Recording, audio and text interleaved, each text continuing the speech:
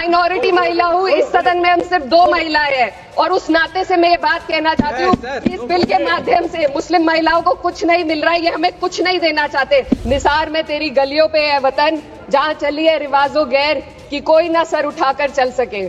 कि अभी ईद की रौनक बुझी भी नहीं थी और हमारी जड़ों पर एक नया फरमान लाया गया। पहले उत्तर प्रदेश में मुसलमानों को नमाज पढ़ने पर रोक लगाई और फिर सौगात में ये बिल लाया गया। ये वही सरकार है जिसने राम जन्मभूमि ट्रस्ट में ये लिख दिया कि जिला अधिकारी भी अगर होगा तो हिंदू होना चाहिए। कोई मुझे बताए कि वहां पर सेक्युलरिज्म का रस क्यों नहीं घोला गया। सुश्री इकरा चौधरी जी, प्लीज आप बोलिएगा। धन्यवाद सभापति जी। मैं सबसे पहले दाद देना चाहती हूँ इस बिल के टाइमिंग की कि अभी ईद की रौनक बुझी भी नहीं थी और हमारी जड़ों पर एक नया फरमान लाया गया। पहले उत्तर प्रदेश में मुसलमानों को नमाज पढ़ने पर रोक लगाई और फिर सौगात में ये बिल लाया गया। निसार में तेरी गलियों पे है वतन, जहाँ चली है रिवाजो गैर कि कोई ना सर उठाकर चल सके। मैं सभापति जी आपको ये बताना चाहती हूँ कि ईद के मौके पर एक विधवा महिला अपनी लड़की के साथ मेरे पास आई और उसने बताया कि वह एक वक्फ की प्रॉपर्टी में रहती है, वही उसके सर पर छत का काम भी करती है और उसकी रोजी रोटी भी वहीं से आती है। वो इस बिल को लेकर इतनी फिक्रमंद थी कि कहीं उससे वो उसकी संपत्ति ना छीन ली जाए।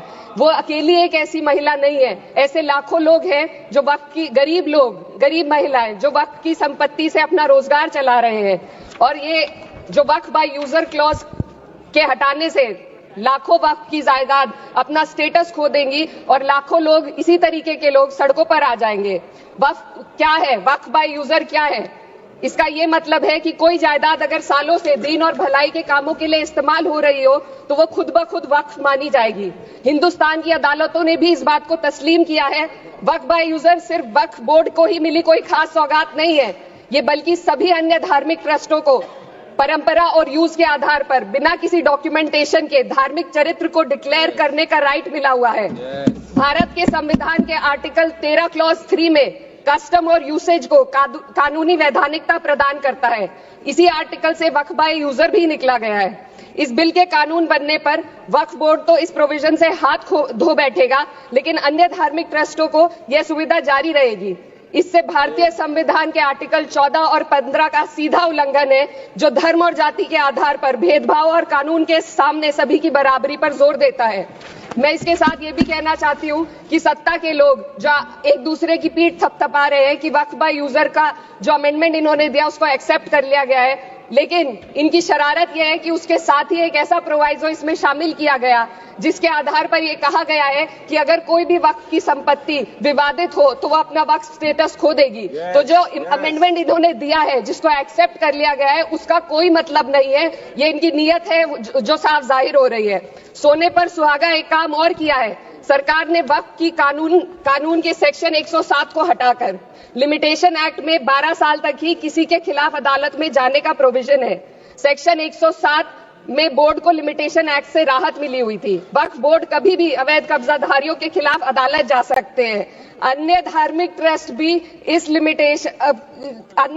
ट्रस्टों पर भी ये लिमिटेशन एक्ट लागू नहीं होती, तो फिर वक्फ बोर्ड के साथ ये सौतेला रवैया क्यों किया जा रहा है? धर्म को देखकर दोहरी नीति क्यों अपनाई जा रही है? सेक्शन 107 और वक्फ बाय यूजर को अगर एक साथ पढ़ा जाए तो इससे लाखों वक्फ की प्रॉपर्टी पर कब्जा किया जाएगा।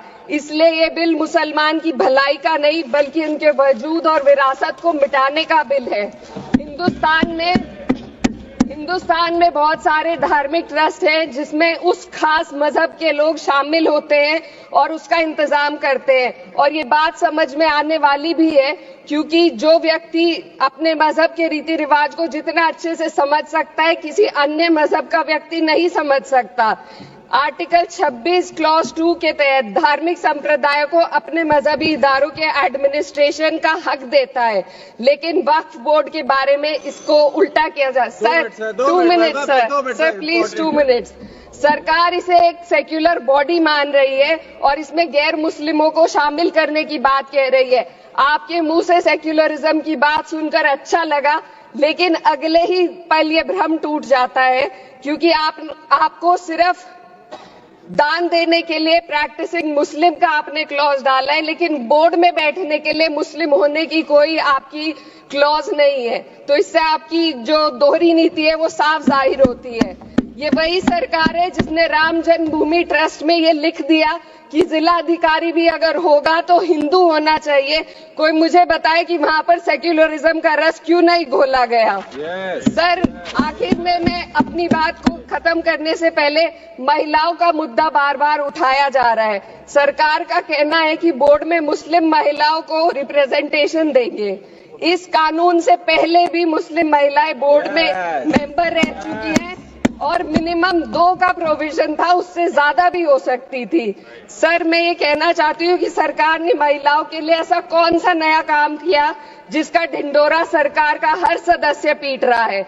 इस बात की तायद अगर आपकी तरफ से कोई मुस्लिम महिला करती तो हम उसका यकीन भी करते, लेकिन अफसोस आपकी इतनी लंबी कतार में एक भी मुस्लिम महिला नजर नहीं आती है। महिला नहीं है, एक महिला। सर, मैं खुद एक मुस्लिम महिला हूँ। मैं सिर्फ सर, मैं माइनॉरिटी महिला हूँ। इस सदन में हम सिर्फ 2 महिलाएं हैं और उस नाते से मैं ये बात कहना चाहती हूँ कि इस बिल के माध्यम से मुस्लिम महिलाओं को कुछ नहीं मिल रहा है। ये हमें कुछ नहीं देना चाहते, सिर्फ टोकनिज्म हमारे नाम पर बनाकर एक नैरेटिव मीडिया में चलाना चाहते हैं। तो ये बिल मुसलमान की भलाई का नहीं, उनकी पहचान को मिटाने का है। सर, अंत में मैं बस यही कहना चाहती हूँ कि कागजों की कैद में बस नाम रह जाएंगे, वो जो हमारे थे सिर्फ दावे में रह जाएंगे। इस बिल के द्वारा मीठी ईद के जायके को कड़वा करना यही असली सौगात